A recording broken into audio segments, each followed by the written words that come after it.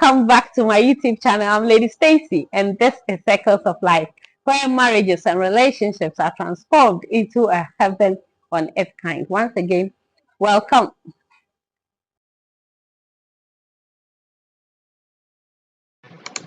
Hello, guys. So welcome back. So today I'm on set with my friend, my sister. She's actually my mate in school, and she has a very beautiful, inspiring story. So we are still on our marriage and relationship series, and I'll let her introduce herself a bit, and then we'll talk about her journey in marriage, her childbirth, the issues she has encountered, and what advice she has for women out there. Guys, Hi, my name is Claudia. Like Stacey says, we were mates right from secondary school, yeah. and we also lived. Coincidentally, we're all staying in Community 9. Yeah. Yeah, I'm married with 2 children, like she said, and I'm a teacher by profession. So Good to know. So how long have you been married for? yeah, I've been married for a little over 9 years. We are getting to our 10th year. Wow. So how has marriage treated you? Has it been good? Oh, marriage, has its own ups and downs. We are still in it, so I can say that sometimes it's good, sometimes too it's a bit shaky and rough. Yeah. All right. So how many kids do you guys have now? We have 2 kids, one kids. boy and a girl. Okay. So I know that you had some challenges with the second one. Tell us about it. How is the journey? I mean, how has the journey been? Having a child in marriage, having issues. I mean, autism is a big thing. We have to delve deep, but give us your experience and then we'll build on that. Okay, what I would like to say is that one of the things that I learned through it all is that God says there are certain things that He has hidden from man, and it is pregnancy, and childbirth. Because sometimes you become pregnant, do all the tests that you need to do, and you never know what is really hidden there until the baby comes out. I gave birth to, I'll call him Joe. I gave birth to Joe 3 years ago, and then 4 days I was told he had Down syndrome, and nothing prepared me for this news. You can just imagine the rest. Imagine. So, wow. So how did your husband handle it? my husband is the only boy among his 3 sisters. So when we got to know that I'm going to have a boy, he was so happy because the mother and father are late. So it's like this boy is going to continue the family line. So it was a big blow to him. He even wept at a point. He even wept, but he's been over it. Wow. So during pregnancy, did anything prepare you for what happened to you?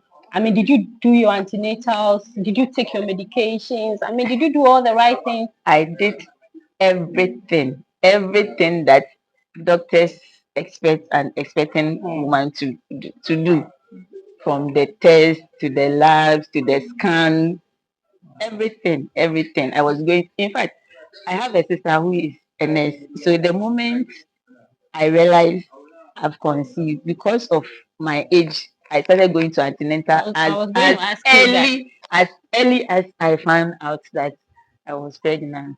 So because there's a myth, I don't know how true it is, that in your 40s, when you get pregnant, it is likely that you may have a special child.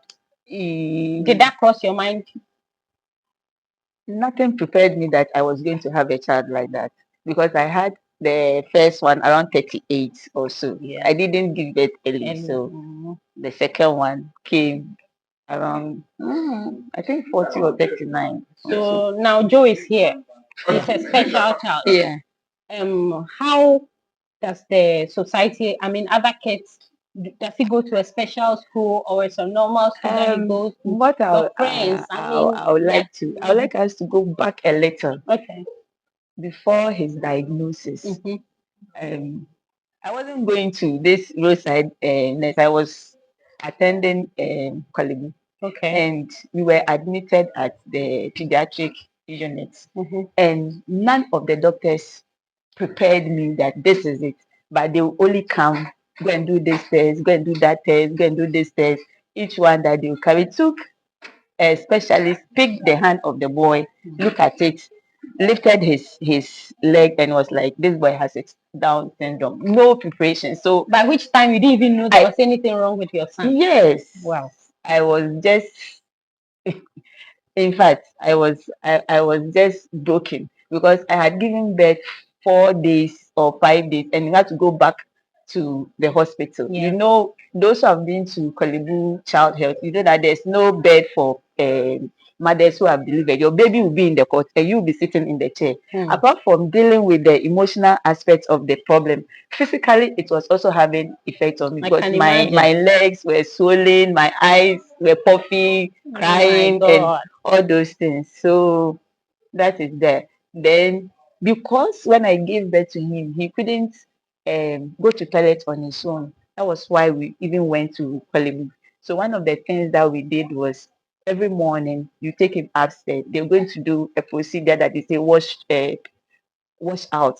They'll put something like a catheter in his anus, flush it with water, and then And is that normal with the kids? I mean, every kid. no, every kid is supposed to ease by himself, but because he is not able to do so, we had to do it So for that him. was supposed to be like a signal for you to know that something was. No, I didn't even know until we went back to the hospital. So when they were running the test, one of the things that they said was that some of them have that challenge. So I had to learn how to do the washout procedure because I cannot continue to stay in the hospital throughout. So, Sure. and they can correct that problem, but unless the child is 6 months old. So from 5 days to 6 months, Oh you should my be imagine I God. was doing Oh the my washout God. procedure. Oh my First, we God. started with the normal saline. Then, as the baby, after 3 months, I was asked to use salt and water at certain temperature and quantity, which I perfected that one. So we're So you doing became like a nurse. yes, I was doing the washout every day, Wow. every day, every day till Wow. 6 months. Then we went Wow. for our first surgery. Because Down syndrome is a whole distinct Yeah. complex. So Yeah. he Yeah. has a little problem with his eyes, he I has can a little imagine. problem with his stomach, Oh he has a my little God. problem with his ears, My with God. his throat. Oh So my we God. tackle it as and when it comes. Fast Wow. forward, you asked about his schooling. Yes, I mean, Fast forward, Joshua became 3 years, and I said I can't keep him in the house. He has to go to preschool. yeah. So I left him in the house. I went for admission. When I went, I paid everything. On the day that I was supposed to take Joshua to school, the proprietor saw me and my son and was like, "No, Friday radio, yeah, enjoy what has Wow. and that day it Wow. was raining. So I went with my Wow. mother and Joshua at my back with his toiletries. Never So mind. Let me. Oh, okay. It's actually my mine. my mother was carrying Joshua in his bag while at his back while I was holding his things. So the moment they told me that they cannot take this, they didn't even mention it. They were like, Sadia radio, yeah, Wow. in fact, I felt so bad. I cried that I was going to work. So I told my mother that he should take the boy to the house and that let me go to work and go and sign in and then come. So I went to work and I told my head that today I'm not myself. So Wow. I like to go home and then Wow. maybe tomorrow. In fact, I worked the whole day. But Wow. one thing that kept coming was that if I fall 9 times, I'll make sure I rise 10 times. Yeah. So Yeah. it is just one school that has rejected my son. So you can try I'll try other. another school. But I knew that I'll be facing some how do you call it, discrimination or something, but I didn't know that it was this soon. Yeah. So in fact, it really hit me very hard. And so from there, I started looking around.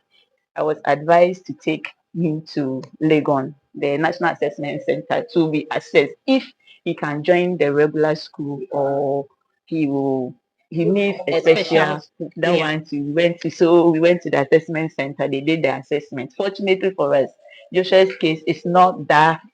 They say they have degree, we have mouth, we have